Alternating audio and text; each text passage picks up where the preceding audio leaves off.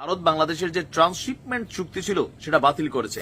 এবার ভারত তো মাথায় নিশ্চয়ই কোনো কিছু ঘুরাচ্ছে, হঠাৎ করেই আরেক সিদ্ধান্ত। বাংলাদেশে রেলওয়ে সংযোগ প্রকল্পে প্রায় 5,000 কোটি রুপির অর্থায়ন এবং নির্মাণ কাজ স্থগিত করে দিয়েছে ভারত। 5,000 करोड़ इंडियन रुपीस बड़ी अमाउंट है दोस्तों।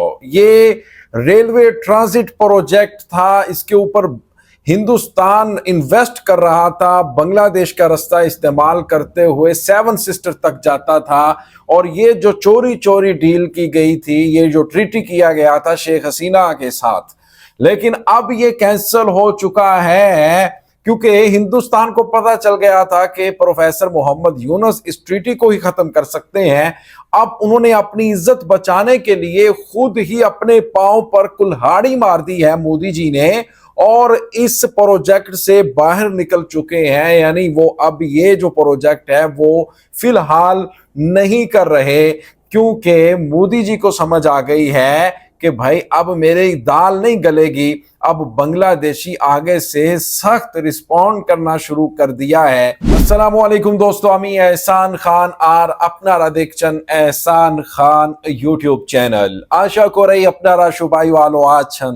दोस्तों आपको बताएं कि किस तरह से एक और बड़ा हिंदुस्तानी भारतीय सुरमाओं को झटका मिला है और किस तरह से मोदी डर कर भाग गया है, किस तरह से हिंदुस्तान ने अब रेलवे ट्रांजिट एक मेगा प्रोजेक्ट था जो हिंदुस्तान बांग्लादेश की जमीन इस्तेमाल करते हुए, रेलवे लाइन इस्तेमाल करते हुए सेवन सिस्टर तक जाना चाहता था। शेख हसीना के साथ चोरी चोरी ये ट्रीटी किया, लेकिन प्रोफेसर जब आए, हुकूमत आई, उसने पूरे बांग्लादेश दुनिया को बताया कि भाई ये ट्रीटी भी हुआ है। लेकिन अब जैसे इनको डर पड़ा, खतरा पड़ा कि कभी ये ट्रीटी ही सिरे से ही खत्म ना कर दिया जाए, तो अब भाई ये खुद ही दौड़ गए हैं। कह रहे हैं कि अभी हमें लॉस हो सकता है, अभी इसका कोई फायदा नहीं हो सकता, लिहाजा हम जो रेलवे ट्रांजिट ये जो प्रोजेक्ट है 5,000 इंडियन रुपीस का दोस्तों, 5,000 करोड़ इंडियन रुपीस का ये बड़ा प्रोजेक्ट था, अब उससे बाहर निकल चुके हैं। और मैं समझता हूं कि ये बड़ी नाकामी है हिंदुस्तान की। और बांग्लादेश किस तरह से, देखिए, ट्रांसशिपमेंट क्लोज करके हिंदुस्तान पागल हो चुका है। हिंदुस्तान को समझ नहीं आ रही हम इसके ऊपर अब करें तो भाई क्या करें। अब ये देखें, ये बड़ा जो प्रोजेक्ट था उसको समझ आ गई थी कि भाई हमारे बांग्लादेश के साथ तो ताल्लुकात अच्छे नहीं हैं। अब ये किस तरह से ये जो प्रोजेक्ट है कैसे मुमकिन है, कैसे चल सकता है। अब बांग्लादेश इसको भी खत्म करने जा रहा था दोस्तों, लेकिन उससे पहले अपनी इज्जत बचाने के लिए अब हिंदुस्तान ने ये कदम उठाया है। तो दोस्तों आइए वीडियो देखते हैं, फिर हम इसके ऊपर बात करेंगे। 3, 2, 1 एंड মানে ভারতের বর্তমান সরকার ডক্টর মোহাম্মদ ইউনুসের এই সরকারের উপর কি পরিমাণ বিরক্ত খালি কূটনৈতিক ভাষার কারণে এরা প্রকাশ করতে পারে না। তবে এদের সিদ্ধান্তগুলো দেখা আমার কাছে মনে হচ্ছে যে হিতে বিপরীত হতে যাচ্ছে তাদের জন্য। তবে পেস্টা লাগাইছে যৌক্তিক একটা কথা বইলা ডক্টর মোহাম্মদ ইউনুস বিমস্টেকে গিয়ে তিনি বলে ফেলছিলেন যে ভাই দেখো, এই যে সেভেন সিস্টার্স নামক রাজ্যগুলো আছে, তো এই রাজ্যগুলোর সমুদ্র পথে যাবার কোনো রাস্তা নেই। তো যাওয়ার জন্য একমাত্র বাংলাদেশ নির্ভর হয়ে তাদেরকে সমুদ্রে নামতে হয়। এই অঞ্চলের সমুদ্রের অভিভাবক আমরা, বাংলাদেশ, আমরা বলতে বাংলাদেশ। এই কথায় ভাই, এই পরিণতি কোথায় যাইয়া ভুগতেছে, যেটার রেজাল্ট ভুগবে ভারতের জনগণ। তবে বাংলাদেশ প্রথম ধাপে কিছুটা ভোগা শুরু হচ্ছে। বাৎসরিক 2,000 কোটি টাকা আমরা লসে পড়ছি, কারণ ভারত বাংলাদেশের যে ট্রান্সশিপমেন্ট চুক্তি ছিল সেটা বাতিল করেছে। এবার ভারত তো মাথায় নিশ্চয়ই কোনো কিছু ঘুরাচ্ছে, হঠাৎ করেই আরেক সিদ্ধান্ত। বাংলাদেশে রেলওয়ে সংযোগ প্রকল্পে প্রায় 5,000 কোটি রুপির অর্থায়ন এবং নির্মাণ কাজ স্থগিত করে দিয়েছে ভারত। বাংলাদেশেরও ক্ষতি হবে এতে। শ্রমিকদের নিরাপত্তা এবং রাজনৈতিক অস্থিতিশীলতার কারণ দেখিয়ে এই সিদ্ধান্ত নেওয়া হয়েছে বলে জানিয়েছে ভারতের প্রথম সারির সংবাদ মাধ্যম দ্য হিন্দু। এতে 3টি চলমান প্রকল্পের কাজ এবং 5টি আলাদা জায়গায় জরিপের কাজ বন্ধ হয়ে গেছে।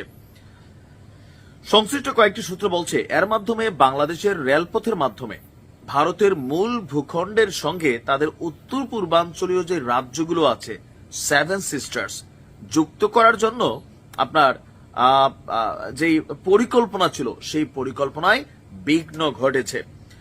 বাংলাদেশে নিজেদের রেল নেটওয়ার্ক তৈরির বদলে এখন নয়াদিল্লি এই অর্থ দিয়ে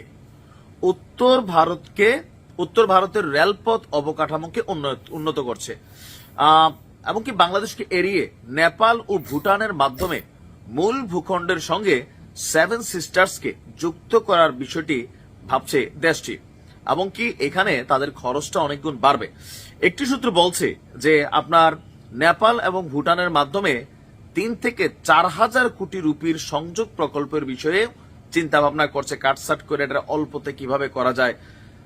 তবে এতে বাংলাদেশ কিছুটা বিপাকে পড়বে, কিছুটা, সম্পূর্ণ না, কারণ ভারত এই কাজটা করতেছিল তাদের লাভের জন্য। বাংলাদেশ হয়তো এখানে নিজস্ব কিছু বেনিফিট পাইতো, তা আমাদের অর্থনীতি শক্তিশালী হলে আমরাও এটা করতে পারি, কিন্তু এখানে শত্রুতা মেন্টালিটির একটা বড় ধরনের জায়গা তৈরি হচ্ছে। दोस्तों आपने ये वीडियो देखी है, नईम सऊद कोरिया साहब किस तरह से इसके ऊपर एनालिसिस कर रहे थे, बड़ा शानदार उनका ये तर्जिया था। लेकिन मैं आपको ये बताऊं कि जो हिंदुस्तान है उसने चालाकी की है। उसने कहा कि इस तरह हमारी, अब देखें, दुनिया भर में एम्बैरसमेंट होगी कि बांग्लादेश ने इस ट्रीटी से भी हमें बाहर कर दिया है, यानी क्लोज कर दी है ये जो ट्रांजिट थी रेलवे की, और जो शेख हसीना के दौर में चोरी चोरी इसको कर लिया था, इसके ऊपर भी काफ़ी वबाल उठा था। लेकिन अब बांग्लादेश तो चाह रहा था कि इसको किसी न तरीके से ख़त्म करें हम, क्योंकि ये डिस्कस हो रहा था। लेकिन इससे पहले ही जो, अब दोस्तों देखें, बांग्लादेश की हुकूमत जो ये सलाह मशवरा कर रही थी ना, उससे पहले ही हिंदुस्तान इससे विड्रॉ कर गया, हिंदुस्तान इसे ख़त्म कर दिया है, इससे बाहर निकल गया है ताकि हमारी इज्जत कुछ ना कुछ बच सके। अगर बांग्लादेश इसके ऊपर पाबंदी लगाएगा, इसको रोकेगा, इस ट्रीटी को ख़त्म करेगा, तो इससे हमारी ज़्यादा बेइज्जती होगी, एम्बैरसमेंट होगी, दुनिया कहेगी इनको इधर से भी निकाल दिया। अब खुद जानबूझ कर निकल गए हैं। अब देखें, कुछ लोग कह रहे हैं कि देखें इन्होंने अपने पाँव पर खुद कुल्हाड़ी मार ली है इंडियन ने, और 5,000 जो करोड़ इंडियन और जो INR और रुपीज़ उसका नुकसान उठाना पड़ रहा है अब हिंदुस्तानियों को। और कैसे अब ये जो बांग्लादेश के लिए जो ट्रांसशिपमेंट फैसिलिटी इन्होंने कैंसिल की, उसके बाद अब देखें बांग्लादेश ने जो यान है वो भी इंपोर्ट करने से बैन कर दिया। 6 और बड़े जो एटम है प्रोडक्ट्स है वो भी अब बांग्लादेश नहीं ले रहा।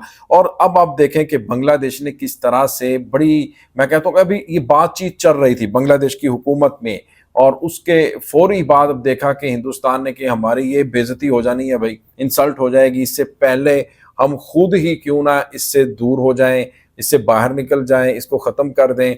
अब वो जी उन्होंने बहाना लगा के कह दिया कि भाई हमें अभी फ़ायदा नहीं है, हालात अच्छे नहीं हैं बांग्लादेश के, लिहाजा अभी हम इसके ऊपर काम नहीं करेंगे। तो भाई आप ना करें, कुछ टाइम बाद बांग्लादेशियों ने आपको वैसे किक करवा देनी है हिंदुस्तानियों को वहाँ से।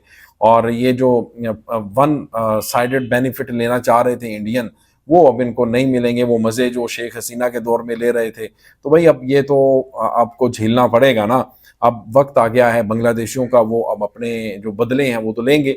दोस्तों आपका क्या कहना है इस वीडियो के बारे में बताइएगा, कमेंट सेक्शन में। मिलेंगे आपसे नेक्स्ट वीडियो में, तब तक के लिए अल्लाह हाफिज़।